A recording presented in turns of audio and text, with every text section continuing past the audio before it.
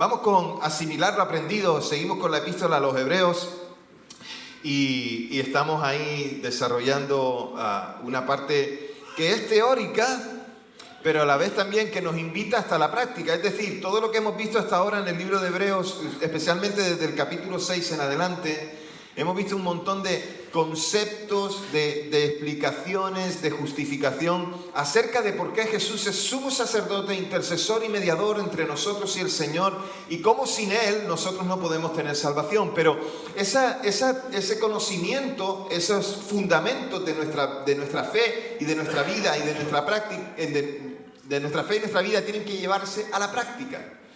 Tienen que llevarse a la práctica.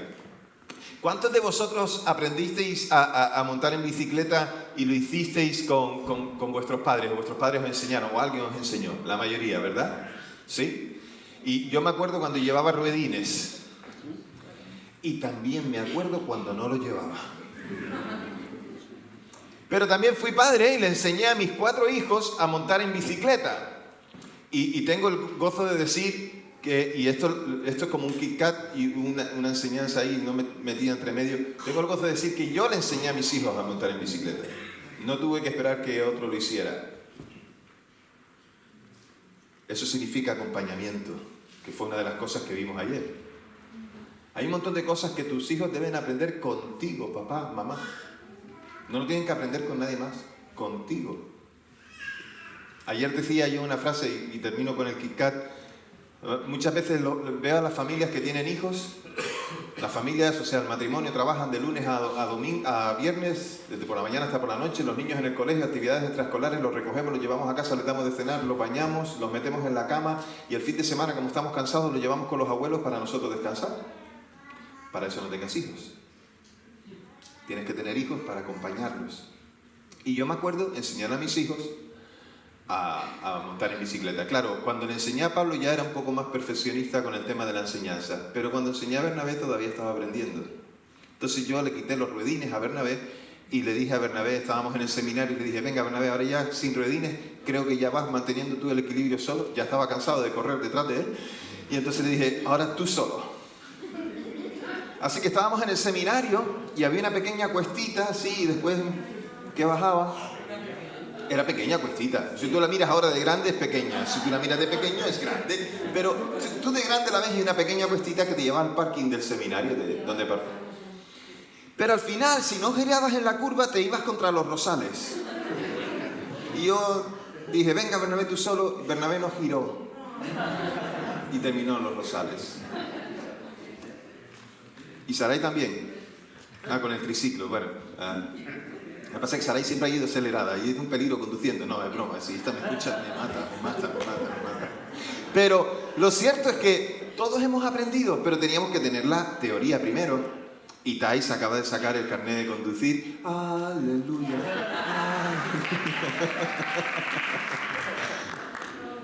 Pero se sacó la teórica y después se sacó la práctica. La idea es que todos tenemos que llevar algo que hemos aprendido y que llevarlo a la práctica. Me encanta la gente cuando dice, ay, yo no sé hacer eso porque nunca lo he hecho. Pues mira, tienes la oportunidad de aprender.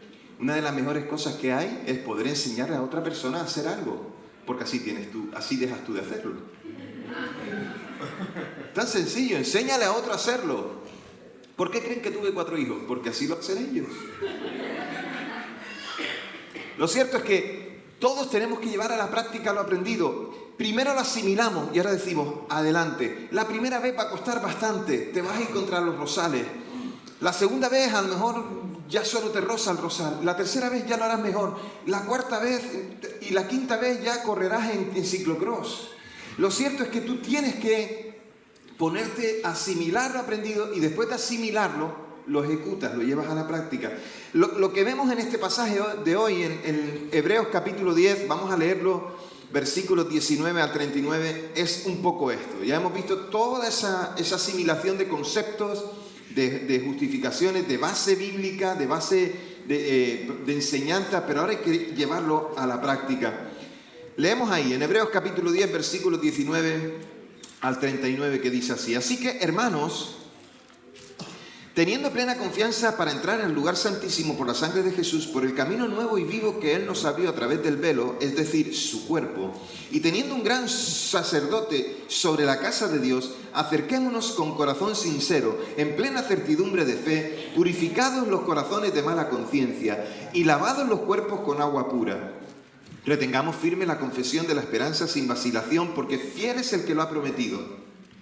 Considerémonos los unos a los otros para estimularnos al amor y a las buenas obras. ¿Empezáis a ver aquí las cosas prácticas?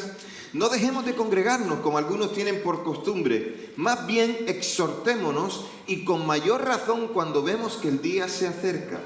Porque si pecamos voluntariamente después de haber recibido el conocimiento de la verdad, ya no queda más sacrificio por el pecado, sino una horrenda expectativa de juicio y de fuego ardiente que ha de devorar a los adversarios. El que ha desechado la ley de Moisés ha de morir sin compasión por el testimonio de 2 o 3 testigos. ¿Cuánto mayor castigo piensan que merecerá el que ha pisoteado al Hijo de Dios, que ha considerado de poca importancia la sangre del pacto por la cual fue santificado y que ha ultrajado al Espíritu de gracia? Porque conocemos al que ha dicho: mía es la venganza, yo daré la retribución, y otra vez el Señor juzgará a su pueblo. Horrenda cosa es caer en las manos del Dios vivo. Traigan a la memoria los días del pasado, los cuales, después de haber sido iluminados, soportaron gran conflicto y aflicciones. Por una parte fueron hechos espectáculo público con reproches y tribulaciones. Por otra parte fueron hechos compañeros de los que han estado en tal situación. También se compadecieron de los presos y con gozo padecieron al ser despojados de sus bienes, sabiendo que ustedes mismos tienen una posesión superior y perdurable. No desechen, pues, su confianza, la cual tiene una gran recompensa, porque les es necesaria la perseverancia para que, habiendo hecho la voluntad de Dios, obtengan lo prometido, porque aún un poco, en un poco más, el que ha de venir vendrá, y no tardará. Pero mi justo vivirá por fe, y si se vuelve atrás, no agradará a mi alma. Pero nosotros somos de los que se vuelven, pero nosotros no somos de los que se vuelven atrás para perdición, sino de los que tienen fe para la preservación del alma. Señor, danos entendimiento acerca de tu palabra, danos comprensión acerca de ella. Y Señor, ayúdanos a vivir para ti tal y como a ti te agradaría. Señor, hay un cambio que tú has producido en nosotros. La llegada de Jesucristo, tu Hijo, a nuestras vidas nos ha dado libertad en ti y tu presencia en nosotros. Señor, queremos ahora esforzarnos, Señor, agradándote y cumpliendo tu voluntad, llevándola a cabo. Ayúdanos, Señor, te necesitamos. Por eso, hoy, por tu Espíritu, habla a nosotros, nuestro Espíritu, para que nosotros, Señor, podamos responder a ti. En el nombre de Jesús oramos. Amén.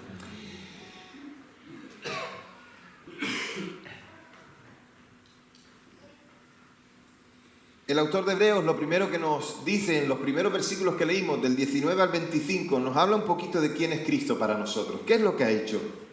Y hasta ahora hemos podido, como dije, explicar conceptos que podíamos entender. Ahora nos toca ponerlo en práctica. Vamos a la práctica con lo que hemos aprendido. Y el autor de Hebreos tiene un corazón pastoral, de cuidado de aquellos a los que le está escribiendo. Y está, por un lado, enseñando, y por otro lado, aconsejando. Más allá del intelecto y de la emoción, él quiere llevar a sus lectores a entrar en la presencia de Dios. Entrar en la presencia de Dios y tener allí tiempos de comunión con Él.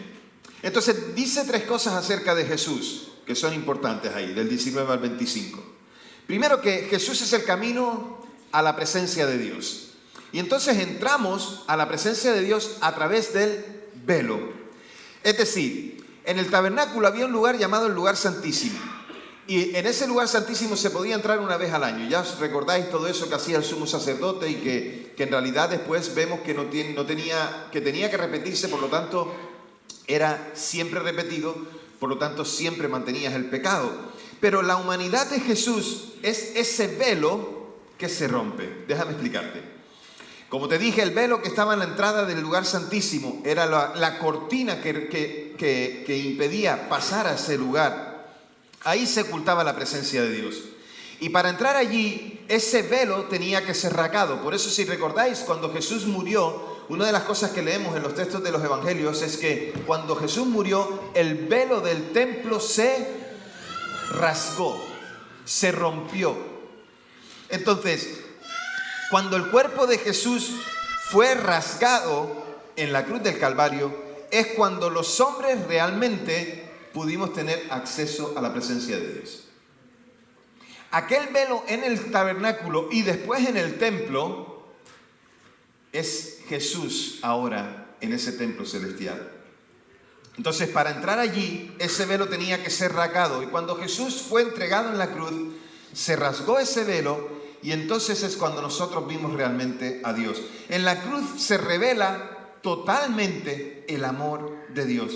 Y al rasgarse aquel velo del lugar santísimo, quedó abierto entonces a la presencia de Dios la posibilidad de que los hombres entraran allí. Al rasgarse en la cruz la humanidad de Cristo, se reveló plenamente su grandeza y su amor, y se abrió definitivamente el acceso a Dios.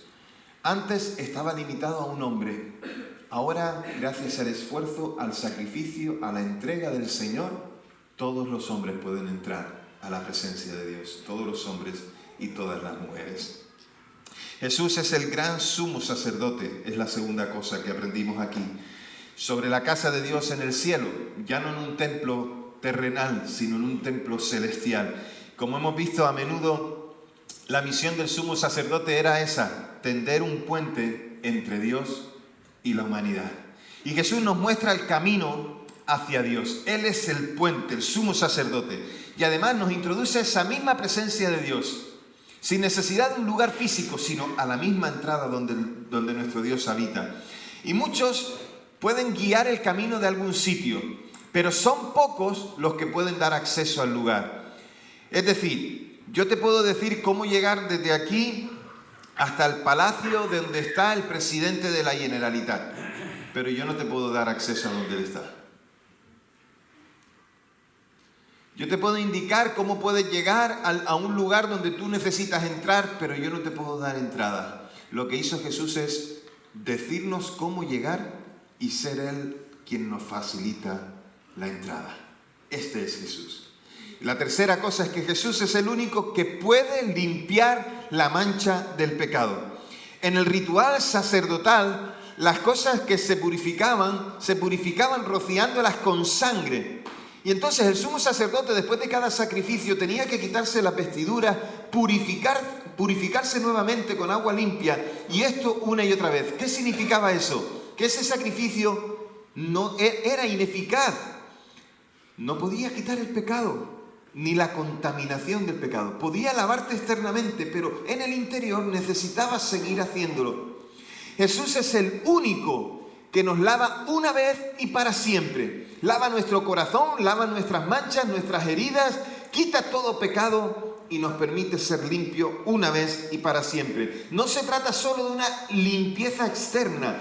Con su presencia y con su espíritu limpia todo lo que nosotros somos, nuestros pensamientos y los deseos más íntimos de cada uno de nosotros. Y de aquí, al saber cómo es Jesús, entonces el autor de Hebreos nos dice además que hay tres cosas que debemos hacer. La primera de ellas, sabiendo quién es el Señor, es que nos acerquemos al Señor y a su presencia. Tenemos que adorarle. ¿Eres un hijo de Dios? ¿Has sido lavado con la sangre del Cordero? Entonces tienes que adorarle. Tu vida tiene que ser una vida de adoración. ¿Corremos peligro de estar tan ocupados en las cosas de este mundo? Nos llenamos de tantas cosas que tenemos que hacer. Pensamos que como que queremos alcanzar algo, las metas personales, que yo no digo que eso esté mal, solo digo que si esa es tu prioridad y sustituye al Señor, eso es una alarma. Eso es una señal de peligro. Necesitamos tener, desde el que comienza el día hasta que termina el día, debemos buscar los tiempos en los que nos apartamos para decirle al Señor lo que Él significa para nosotros entrando a su presencia. Y todos llevamos siempre, y esto es lo bueno, no necesitamos ir a un lugar donde decimos que está el Señor, porque nosotros ya llevamos con nosotros nuestro santuario portátil. Todos tenemos un santuario con el que llevamos siempre a cuestas, porque nosotros, cada uno de nosotros, somos templo del Espíritu Santo. Cada uno de nosotros que hemos recibido a Jesús como Señor y Salvador somos templo del Espíritu Santo. Por tanto, allí donde quiera que estemos podemos adorar al Señor. La segunda cosa que nos invita a hacer es que nos mantengamos firmes y sin desviarnos de la esperanza que un día hemos confesado, o sea, la esperanza de la fe de que Jesucristo es el Señor. Que nos mantengamos firmes ahí sin marcharnos a un lado o al otro. Y muchos tratarán de apartarnos de nuestra fe. Y hay muchas cosas también que tratarán de apartarnos. Hay personas que nos tratarán de apartar de la fe, hay cosas que nos tratarán de apartar de la fe. Entre ellas el materialismo, mirar las cosas de este mundo, el ego, tantas cosas más. Pero alguien decía que su fe era tan fuerte que si se despertara en el infierno, seguiría creyendo igual. Estaba tan convencido de quién era el Señor que seguiría proclamando quién era Él. ¿Nos pasa a nosotros eso? ¿Estamos firmes en las convicciones que tenemos? Tercera cosa que nos invita a esa parte del pasaje. Debemos estimularnos mutuamente al amor y a las buenas obras. Esto significa que entonces, para poder estimular al otro, tengo que estar cerca del otro. Somos cristianos, no solo por cuenta propia, sino también por cuenta ajena. Porque somos la iglesia. El Señor viene a rescatar ¿a quién? A la iglesia. Viene a rescatar al conjunto, no al individuo solo. Viene a rescatarnos a todos. Ni te preocupes tanto ni tan solo por ti mismo, ni te preocupes tanto por los demás que te olvides del otro. El cristianismo y el egoísmo son cosas incompatibles. Tienes que pensar en el otro. Así que la invitación aquí es a tener una fe práctica, es decir, asimilar lo que hemos aprendido. Debemos animarnos mutuamente a vivir con nobleza. Y la mejor manera de hacerlo es con el ejemplo. Recordemos a los que están a nuestro alrededor cuáles son las cosas que siempre hemos hecho basadas en las Escrituras. Cuáles son los privilegios de ser un cristiano. También cuáles son las responsabilidades de ser un cristiano. Porque muchas veces estamos en peligro de olvidarnos, porque constantemente el mundo nos está poniendo sus luces de neón para ser atraídos hacia ellos. Pero necesitamos recordarnos constantemente, cuando tú no te congregas, por ejemplo, estás dando oportunidad a que esas luces de neón te atraigan. Y no tendrás a alguien cerca de ti que te diga, por ahí no, ven. Y entonces uno dirá, sí, es verdad que era por ahí. Por algo será que el Señor constantemente dice, recuerda todas estas cosas a tus hijos y a tus hijos y a los hijos de tus hijos. Recuérdalas una y otra vez para que no se olviden quién es el Señor. Se ha dicho que un santo es alguien en quien Cristo vive otra vez. Por lo tanto, que se vea a Cristo en nosotros. Debemos tratar siempre de animar al otro a la búsqueda de Dios. ¿Pero cómo? Mostrándole a Cristo. En una ocasión un soldado moribundo, porque había sido herido en la batalla, en la guerra, a su enfermera, que era cristiana, una que se llamaba Florence Nightingale, le dijo, tú eres Cristo para mí. Estaba herido, solo había alguien que podía ayudarle. Entonces, no nos descuidemos unos a otros, iglesia. Es posible que alguien se considere cristiano y sin embargo deje de reunirse con el pueblo de Dios para adorar en la casa de Dios al Dios que vive por los siglos de los siglos. Hay 3 razones por las que no deberíamos dejar de reunirnos nunca. Puede que no vayas a la iglesia por miedo. ¿El miedo a qué? El miedo a que te vean en la iglesia. El miedo a que alguien te vea entrar. El miedo a que alguien sepa que eres cristiano. Porque tal vez tienes la presión de la familia o tienes la presión de los amigos o de los compañeros del trabajo que te dicen constantemente, es que eso son cosas de viejos o son tonterías. O que simplemente te dicen, ya nadie cree en eso. Y cuando le preguntas a la gente que está a tu alrededor, que te presiona, dice, ¿y tú qué crees? Yo creo en la ciencia.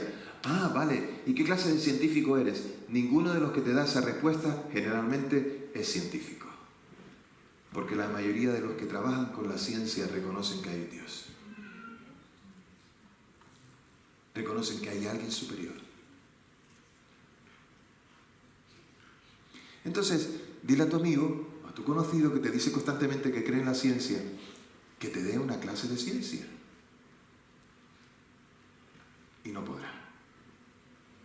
Hay gente que le da miedo por eso. Hay gente que quiere vivir la fe en lo secreto. Sí, parece ser que hay cristianos que son de la secreta, como los de la policía secreta. Parece que hay cristianos que son de la secreta. Nadie lo sabe. Estoy infiltrado. Estoy solamente conociendo cómo se mueven. No soy de ellos, pero parezco de ellos. Pero es al contrario. El Señor nos dice que estamos en el mundo, pero que no pertenecemos al mundo. Entonces, debemos tener presente que aparte de otras cosas, ir a la iglesia es dar muestras de fidelidad. Yo no me congrego, pero yo en mi casa oro y yo leo la Biblia. Vale, estupendo, me parece muy bien, felicidades. Pero es que te olvidaste de otros mandamientos que el Señor ha dado, como que somos iglesia para hacer una misión conjunto. Y si tú no estás con la iglesia, esa misión no se puede hacer, o no participarás de ella. Se hará la misión, se hará, pero no participas de ella. Y aunque los sermones te parezcan aburridos, largos, pesados y repetitivos, asistir es una muestra de fe. La segunda razón para que te puedas congregar, o que hay algunos que no se congregan, es, puede que no vengas porque eres un poquito especial, diríamos así en término coloquial, tiquismiquis. ¿En qué sentido? Tal vez te fastidia relacionarte con gente que no es como tú. Porque tal vez crees que eres alguien que es mejor que los que están a su alrededor. O que tal vez las cosas no se hacen como tú esperarías. O que tal vez, o como tú dirías. Tal vez eres un poquito así, en plan, mira, déjame entonces decirte que tienes que leer 1 Corintios 13. Que 1 Corintios 13, me encanta recordar que no es para leerlo en las bodas, que si se lee estupendo, pero vamos, que la palabra tiene poder siempre que se lea. Pero 1 Corintios 13 tiene que ver con la iglesia, no con el matrimonio. Tiene que ver con soportarnos unos a otros. Tiene que ver con llevar las cargas unos de otros, de no llevar cuentas del mal. Pero si tienes la soberbia de pensar que eres mejor que alguien, eso, pide perdón al Señor por la soberbia. Y pide que te cambie ese corazón. Fue por todos por los que Cristo murió, y no solamente por la gente que se considera respetable. El otro día me pasó algo curioso, ¿no? Estaba diciéndole a alguien que teníamos la posibilidad de empezar a predicar en un barrio que era muy difícil. Y entonces alguien me dijo, uy, pues se nos va a llenar la gente, de gente de ese barrio. Y dije, gloria a Dios. ¿Que acaso no pueden venir? ¿Acaso somos nosotros quien podemos decidir quién viene y quién no viene? ¿Acaso podemos ser nosotros los que decidimos quién entra y quién no entra? Pues la iglesia tiene que ser el lugar que acoge a todo el mundo. Y la tercera razón por la que mucha gente no viene es por engreimiento. Puede que sea que no necesitas a la iglesia, piensas, yo no necesito a la iglesia. Yo ya me valgo por mí mismo. Yo ya lo sé todo. Pues estoy por encima de lo que se hace allí y por encima de lo que se dice allí. Pues iglesia, ¿sabes qué? El más sabio sabe que es un ignorante delante de Dios. Y el más fuerte sabe que es débil delante de la tentación. Nadie puede vivir en la vida cristiana si descuida la comunión con la iglesia. Así que vive tu fe con el Señor. Debemos animarnos mutuamente. Hoy me va a necesitar aquel hermano que está ahí arriba y mañana a aquel que está ahí arriba le va a necesitar el que está aquí debajo sentado. La motivación, el estímulo, es necesario. Miren, voy a una clase en el seminario. ¿Cómo se llama la asignatura aquella? No me acuerdo. Educación Cristiana, módulo 3. La profesora ya está con el Señor, falleció de un cáncer, pero una mujer que amaba al Señor. Esa mujer se pasó todo el semestre diciéndonos en clase, nos sacaba un cartel que traía constantemente y cada 10 minutos lo sacaba. ¿Saben qué ponía allí? Ella decía, Educación Cristiana, y sacaba el cartel, motivación. Motivar, motivar, motivar. En cualquier área de nuestra vida necesitamos motivación. En la familia necesitamos motivación. A nuestros hijos, a nuestra esposa, necesitamos una motivación. El reconocimiento de algo que se ha hecho bien. O una motivación para hacer algo mucho mejor. En el trabajo, en los deportes. Hace unos años era algo que todavía no se utilizaba, pero algunos entrenadores que eran más hábiles con las redes sociales o que tenían alguna intención o lo que sea, hace unos años en la final de Champions, creo que fue en el primer año que la ganó Pep Guardiola con el Barcelona, el entrenador Pep Guardiola preparó un vídeo que se lo puso a los jugadores antes de salir al campo. Eran escenas de películas con la música toda mecha, ya te puedes imaginar, donde habían frases de motivación de gente que iba a la batalla o de gente que necesitaba una motivación para algo. Claro, aquella gente ya, primero que ya tenían un buen equipo, tenían un buen entrenador, pero salieron al campo motivadísimos. Todos necesitamos esa motivación y en la fe cristiana también necesitamos la motivación. Necesitamos animar al otro, estimularlo. Venga, vamos a hacer esto. Venga, vamos acá. Es animarnos unos a otros. Yo quiero que veáis, no como que yo te persigo cuando te digo, venga, vamos a servir. No te persigo, te estimulo, te animo, te motivo a que lo hagas. Porque ¿sabes qué? Es bueno para ti. Es que Samuel quiere que hagamos esto porque no, yo no voy a conseguir nada. Iglesia, lo vamos a conseguir juntos. Es para ayudarte a ti. Es para que tú puedas crecer en el Señor, porque en el servicio hay crecimiento. Entonces, es fácil reírse de los ideales de otros o darle un baño de agua fría en su entusiasmo cuando nosotros les decimos algo. Pero necesitamos, iglesia, animar a los hermanos. Anima al que está a tu lado y no des una palabra o un jarro de agua fría. Anímalo. Si alguna vez te doy un jarro de agua fría, dímelo, por favor, para traerte una toalla.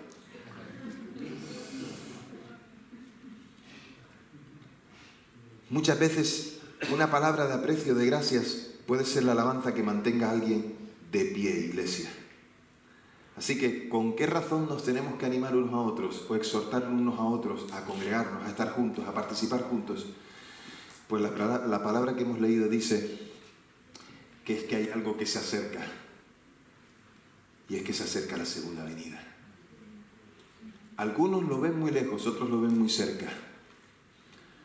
Yo solo sé que Pablo vivió, Pedro vivió, Juan vivió, los apóstoles vivieron, los discípulos, los primeros vivieron como si Jesús viniera mañana. Por eso se esforzaron. No pienses que el Señor tarda. Porque si tarda, tarda y ese es su problema. Él decide cuándo viene, porque para eso el día y la hora la sabe solamente el Padre. Pero mañana puede ser que uno de nosotros muera. Y ese será el día de tu encuentro con el Señor. Ese será el día de la segunda venida para ti. Porque los que murieron en Cristo, ellos están, dice la Escritura, como durmiendo. Un abrir y cerrar de ojos. Y ahí está el Señor. Nos confiamos diciendo, mañana haré, el año que viene haré, dentro de 10 años estaré. Pero ¿estás cuidando tu fe? ¿Estás guardando la fe? ¿Estás participando? ¿Estás junto? Aquella iglesia primitiva, los que comenzaron la iglesia en el primer siglo, tenían la expectativa de que ellos iban a vivir la fe y que el Señor iba a venir ahora. Pablo, si lees sus escritos, él decía, el Señor está a la vuelta, viene. Le escribe a los tesalonicenses y les escribe acerca de esta segunda venida. Acerca de que el Señor vuelve, les anima a estar perseverantes en el Señor porque el Señor vuelve.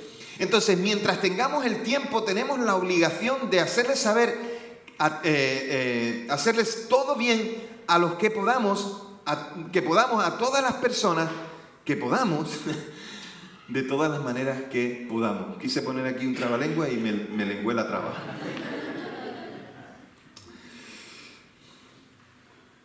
Hagamos todo el bien que podamos, iglesia. Congregarse es necesario, es para nuestro crecimiento espiritual. Necesitamos una palabra de estímulo. Pero ¿sabes qué? Yo también la necesito. Si tú faltas y yo necesito una palabra de estímulo, no la voy a tener si faltas. Te necesito. De los versículos del 26 al 31, el autor vuelve otra vez a usar una dureza verbal. Dureza verbal, ¿por qué? Menciona un pasaje de Deuteronomio capítulo 17, en el que dice que si adoras a dioses extraños, y Mabel habló de eso en la alabanza, que si adoras a dioses extraños, entonces dice que serás señalado, y no solamente eso, sino que serás apedreado. Dice que incluso habrán testigos que te señalarán por haber adorado a otros dioses, y de esa manera quitarás la vergüenza en medio de ti. Pero dice que en cierta manera Ahora el Señor dice, mía es la venganza. Yo daré la retribución. Y entonces el autor de Hebreo nos dice que pecar es un horror. Pecar es la peor cosa que nos pueda pasar. Y de hecho nos ha pasado y éramos culpables y en Cristo hemos sido declarados inocentes. Pero nos dice que el pecado es un horror por las siguientes razones. Una, porque se vivía en un tiempo cuando la iglesia, la que escribe la carta a los hebreos, había sufrido persecución y posiblemente iban a volver a sufrir persecución. ¿Y cuál era el mayor peligro? Que pecar, apartándose del Señor, habiendo conocido, ya era un horror. La otra cosa es que estaban seguros de que el pecado se había vuelto doblemente peligroso por el nuevo conocimiento de Dios y de su voluntad que nos ha traído a Jesús. Por lo tanto, si yo ahora conozco, soy doblemente responsable. Si bajo la ley, la apostasía, la renuncia de la fe era terrible, se había vuelto doblemente terrible ahora que sabíamos que Cristo había venido. Y nos da 3 definiciones del pecado en esos versículos. Que el pecado es pisotear a Cristo. No es meramente cometer un acto de rebeldía contra la ley, sino que cuando pecamos, pisoteamos a Cristo porque estamos hiriendo el amor que Dios nos ha entregado. Fíjate, podrán hacernos un montón de cosas contra el cuerpo, pero la traición de alguien, dicen que lo que hace daño cuando alguien te traiciona no es cómo te penetran los puñales de la traición, sino que cuando te das la vuelta, miras quién es el que te traicionó. Cuando nosotros pecamos, estamos traicionando el amor que Cristo ha tenido por nosotros.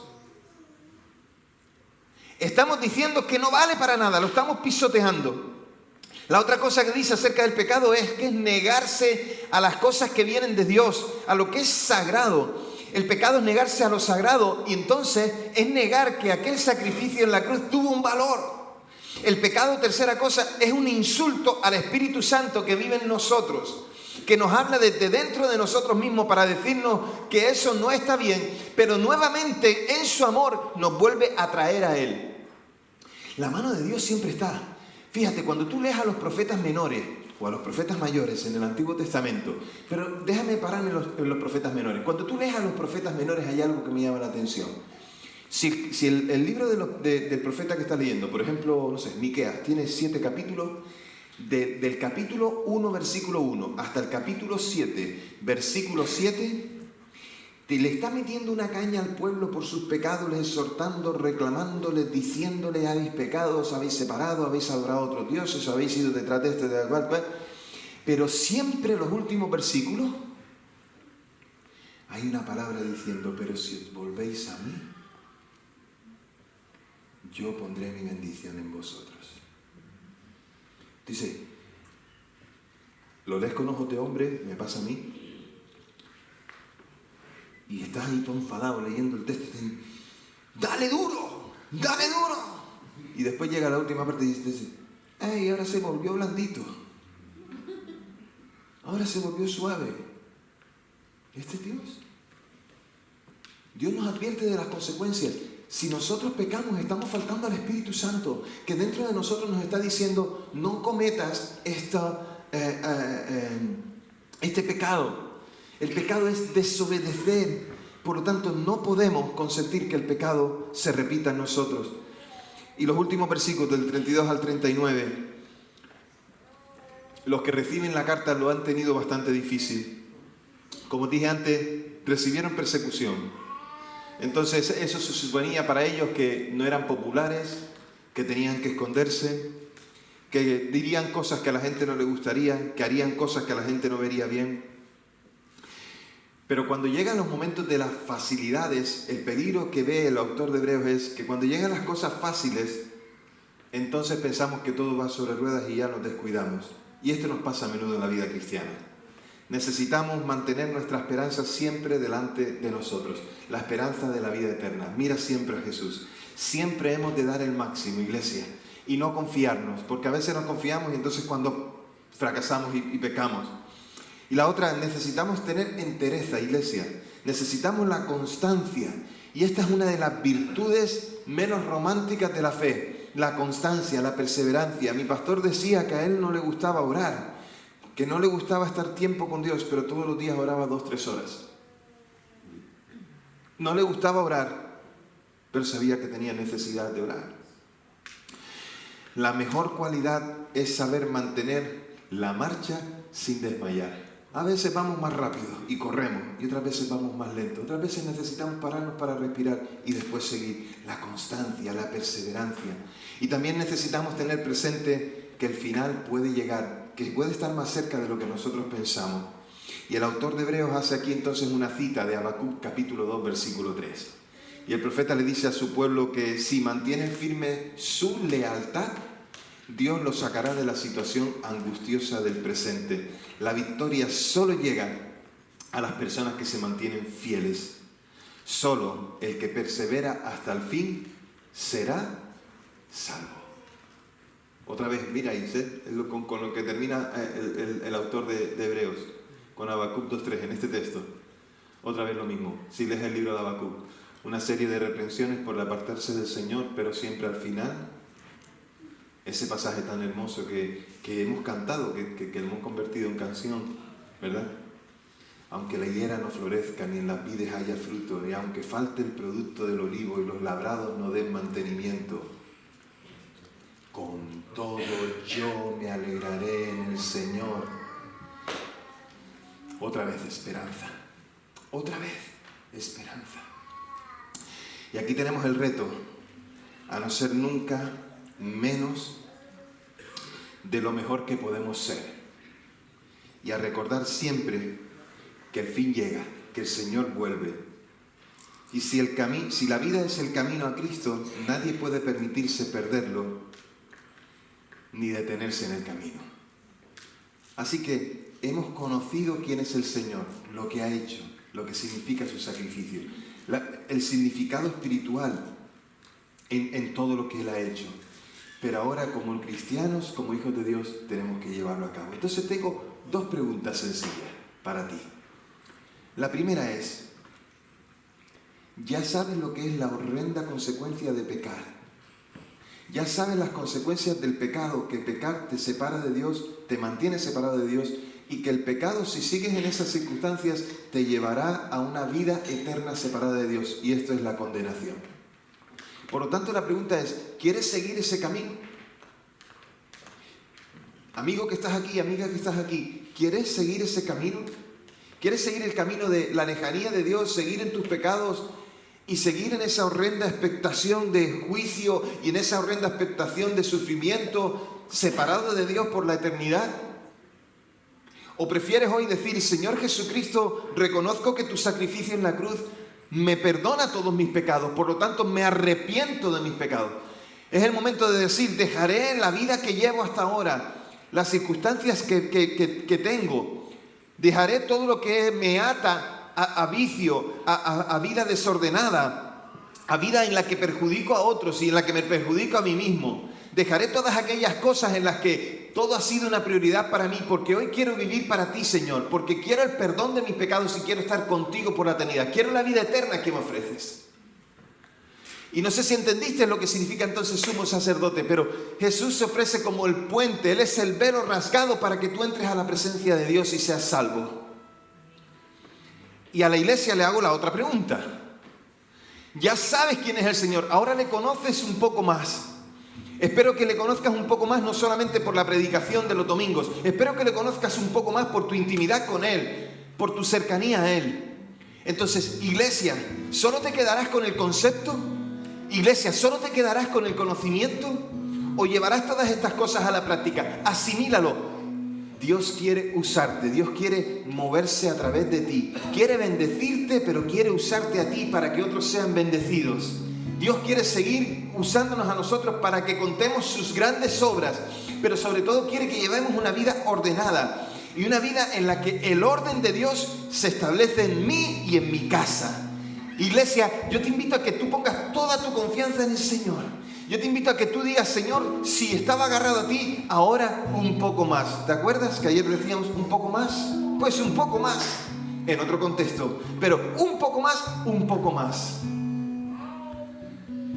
No porque quiera alcanzar algo, no porque quiera, solamente por el hecho de no pisotear más el nombre del Señor, por el hecho de decir, Señor, te exaltaré, mi Dios, mi Rey, y bendeciré tu nombre. Señor, te daré todo lo mejor que yo tengo, te daré lo mejor de mí porque tú lo mereces, porque eres Dios, único y exclusivamente. Te invito a que te pongas en pie junto conmigo, por favor.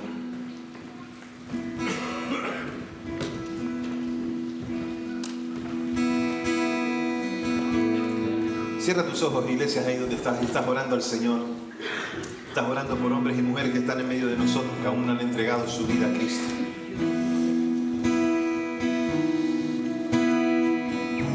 Y estás orando, iglesia, también por tu propia vida y por la vida de la iglesia. Estás orando ahora por el hermano que está débil y al cual le vas a tender la mano. O vas a levantar tu mano porque dices, estoy débil, y el que está al lado te va a ver y vas a decir, tú necesitas mi ayuda y yo te voy a ayudar. Pero mi primera pregunta es, a los que estáis con nosotros por primera vez, segunda vez, los que todavía no le habéis dado vuestro corazón a Jesús, ¿entregaréis vuestra vida a Jesús? Le diréis, Señor, me arrepiento de mis pecados y creo que tú moriste en la cruz para perdonarme. Tu sacrificio me libera. La sangre que derramaste me purifica ahora y para siempre. Si quieres entregarle tu corazón a Jesús ahí donde estás, levanta tu mano rápidamente. Dios te bendiga, Dios te bendiga. Pero si tú ya tomaste esta decisión y si estás en el Señor, fortalécete en la presencia de Dios. Fortalécete en la presencia de Dios.